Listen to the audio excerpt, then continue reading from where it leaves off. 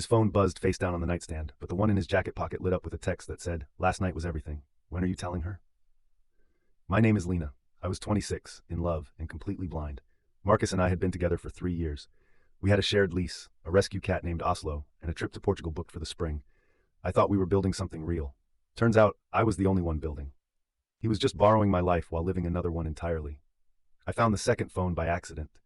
He'd left his jacket draped over the kitchen chair, and when I grabbed it to hang it up, something heavy slid out and hit the tile. It wasn't his usual phone. This one had no case, no scratches, and a lock screen photo of him and a woman I had never seen in my life. They were at a rooftop bar, laughing, his arm wrapped around her waist like she was the most natural thing in the world. I stood there in my kitchen in my socks, holding this tiny rectangle of evidence, and I felt the floor shift under me. I didn't scream. I didn't cry. I just waited. When Marcus walked in an hour later, I was sitting at the kitchen table with both phones in front of me, side by side. He stopped in the doorway. The color left his face so fast it was almost impressive. "Lena, I can explain." "Her name," I said. Just those 2 words.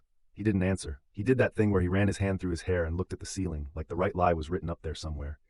"How long?" I said. 6 months. It had been 6 months. Her name was Priya.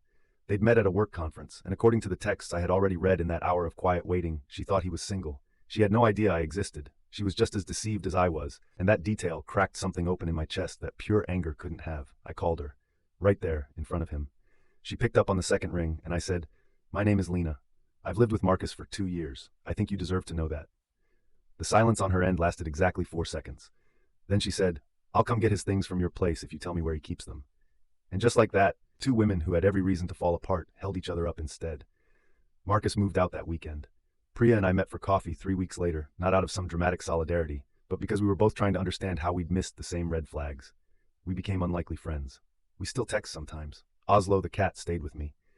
The Portugal trip deposit was non-refundable, so I went alone. I sat on a terrace in Lisbon, drank wine I couldn't pronounce, and felt something I hadn't expected.